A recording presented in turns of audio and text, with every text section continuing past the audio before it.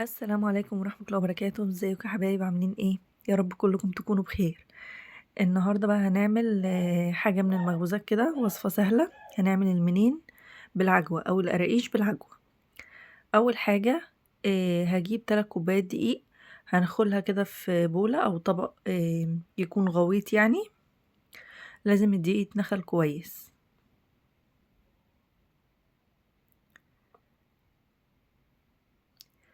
هنخل كده ال3 كوبايات معايا.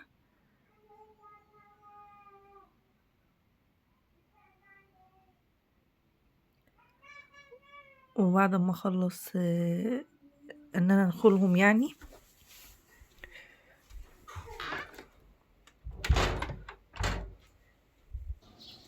احط معلقة كبيرة خميرة ورشة ملح ومعلقة كبيرة سكر. بعد ما حطيت المكونات الجافة دي هحط نص كوباية سمنة بقى بلدي او سمنة نباتي اللي متاح عندك، وربع كوباية زيت.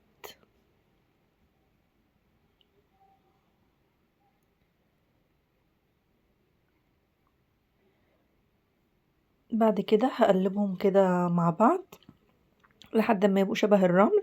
انا طبعا قلبت في الاول بالمعلقة، بس انا بحب اعمل كل حاجة بايدي عشان الحاجة بتطلع مظبوطة اكتر يعني. هقلبهم بقى مع بعض كده، هخليهم يتجانسوا مع بعض لحد ما يبقوا شبه الرمل. اهو كده بقت شبه الرمل اهي. في كلاكيع معايا انا قاعده اضغط عليها، دي كلاكيع السمنه على فكره.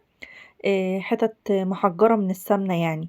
فانا كنت بحاول ان انا ادوبها بايديا. بعد كده نزلت بنص كوبايه ميه دافيه. عايزه تعمليها باللبن براحتك، بس انا بعمل بابسط الامكانيات.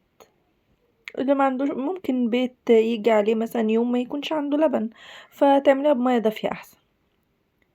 مش هتفرق يعني. بلم العجينة بقى كده، يا دوبك بلمها، هي ما بتتعجنش، هي بتتلم بس. الابيض اللي معايا ده على فكرة من السمنة، مش دقيق ولا حاجة.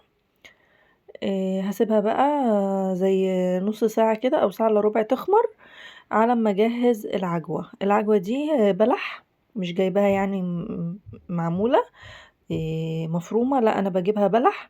وبقوم حاطة عليها معلقة سمنة، ومعلقتين مية او 3 معالق مية كده، عشان اعملها معجون، اعملها معجون عجوة، ما تبقاش زي ما هي بلح كده صحيح. بقعد بقى اعملها بالشوكة كده او بالمعلقة الخشب لحد ما تطرى معايا خالص وتبقى معجون. او كل شوية بزود مية لحد ما طرت معايا خالص. اللي استخدمته زي ربع كوباية مية كده مع معلقة السمنة اللي انا حطيتها. بدأت ان هي تطرى معايا اهي، بس لسه هعملها اهي، بقت كده معجون خالص بقى كده، جاهزة ان انا اعملها لاي حشوة. رجعت هنا بعد النص ساعة، بحط شوية دقيق كده على الرخامة او على مفرش العجن اللي يعجبك، وهبدأ افرد العجينة بقى. هي قطع السمنة برضو قاعدة تطلع لي، فالاحسن يفضل يعني ان احنا نسيح السمنة خالص. انما انا جبتها من العلبة على طول على على الدقيق يعني. هفردها بقى بالنشابة كده. قسمت العجينة لنصين، خدت النص بفرده بالنشابة.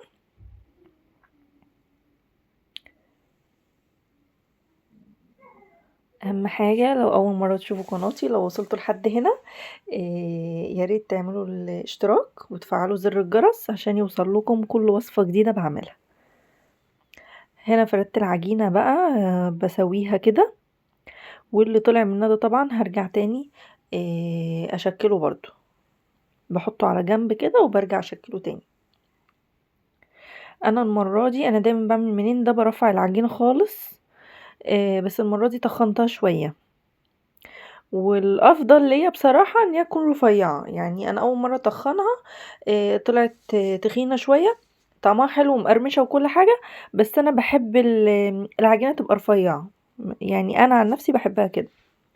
وبعد كده هحط من معجون العجوة بقى اللي انا عملته امليها كده عجوة عشان تبقى ايه يعني غنية بالعجوة كده، ما تبقاش زي بره بيحطوا حتة وخلاص. لا، امليها عجوة كده وبتبقى مغذية للأطفال ومغذية لينا طبعا. الصبح على الفطار كده مع كوباية شاي بلبن او كوباية شاي بتبقى جميلة جدا والله. حاجة بسيطة ما بتاخدش في ايدك يعني. اقول ايه بس يعني ربع ساعة. ربع ساعة الوقت اللي بتسيبيه بس يخمر هو النص ساعة.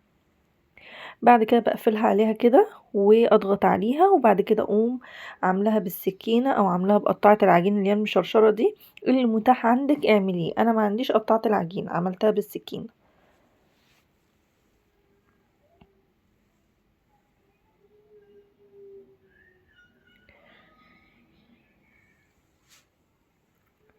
عايزة اقول لكم حاجة، التسوية بتاعت الحاجات دي ليها عامل كبير قوي. يعني انا الفرن عندي عشان اتنقل من غاز طبيعي لغاز انابيب، مش مطلع لي نفس الشكل اللي كنت بطلعه قبل كده.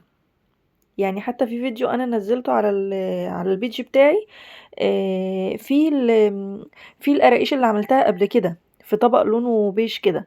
انما دي الفرن الشوايه مبقتش زي الاول، بس برضو طالع متحمر وجميل وزي الفل. بس طبعا مش زي ما انا كنت بعمله، انا اللي هبقى حاسه بالاحساس اللي هو ايه، ان انا متضايقه لانه مش طالع زي كل مره. الغاز الطبيعي مطلع لي الحاجه كانت زي الفل. غاز الانابيب عشان انا مش متعوده عليه، عشان يعني غيرت من غاز طبيعي الانابيب فحصل كده. هكمل بقى الباقي. انا جبت الصواني دهنتها دهنة زيت بسيطة، او ممكن ما تدهنهاش عادي، وترصي القراقيش فيها او المنين فيها، اي حاجة قراقيش او منين اللي يريحك. هرص بقى كده كله، هقطع برضو هرص كله في الصينية.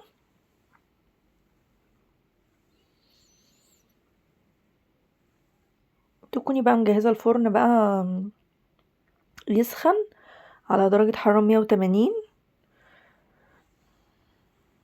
عشان بس يلحق يسخن عما تيجي ايه تحطيها. كده انا بحطها في صينية تانية. ال3 كوبايات دقيق هيعملوا لي 3 صواني من اللي هي صواني البيتزا دي، صينيتين وسط وصينية صغيرة. برضو هسوي العجينة كده وهفردها. شوفوا العجينة باينة اساسا من السمك بتاعها من الجنب وهي تخينة شوية. انا بحب ارفعها عن كده، والارفع افضل ليا. يعني انا حبيت اتخنها بس عشان كان حد عايزني اتخنها يعني.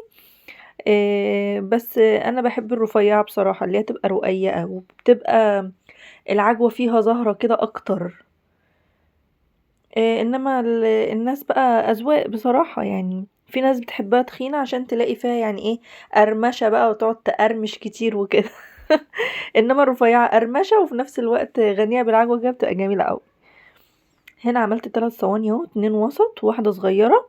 هدخلهم، بس قبل ما ادخلهم عشان تدي اللون اللي هو الذهبي ده، آه، هنعمل بس خطوة السمسم الأول.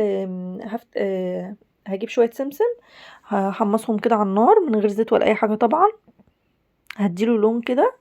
هنا بقى هاجي أنا حضرت السمسم وخلاص في الطبق الصغنون ده اللي جنب البيضة. هاجي بقى بيضة وهخففها بحبة لبن وكيس فانيليا، واضربهم مع بعض، وادهن القراقيش كلها من فوق الوش. مش عايزة بيض عشان بتحس ان البيض بيزفر، مع انه بيزفرش ولا حاجة. الفانيليا بتمحي كل الزفارة يعني. ممكن تدهنيها بلبن بس. هدهن بقى كله كده ال3 صواني، وهحط السمسم بعد ما ادهن بالبيض واللبن والفانيليا.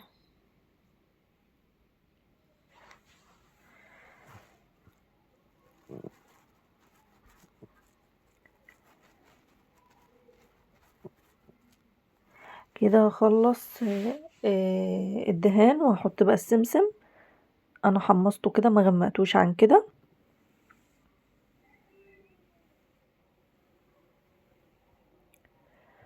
هرش السمسم عليها كلها، وبعد ما ارشه هيكون طبعا الفرن زي ما قلت متسخن من قبل كده على درجة حرارة 180. هتحطي الشبكة في النص وهتحطي عليها ال3 صواني، وتقعدي لها ما تقوميش، يا اما تعايري التايمر بتاع البوتاجاز على ربع ساعة، ربع ساعة، ربع ساعة و5 دقايق اللي يريحكوا يعني، على حسب ما تشوفوها.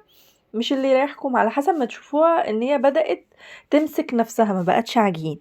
اول ما بدأت تمسك نفسها هتسيبوها كمان دقيقتين، بعد كده تشغلوا على الشواية عشان تاخد لون من فوق. في فرن بيبقى فيه مروحة، انا فرني مفيهوش مروحة. لو فرنك فيه مروحة اهو انا دخلتها الفرن، ولو فرنك فيه مروحة هتوزع، مش هتحتاجي انت تشغلي شواية. هنا انا رصيتها خلاص. طالعة طبعا الفرن زي ما بقول لكم، مع الغاز الطبيعي كان افضل بكتير. شايفين هنا بتفقش وجميلة اهي. وكده الوصفة بتاعتي خلصت. استنوني في وصفة جديدة، والسلام عليكم ورحمة الله وبركاته.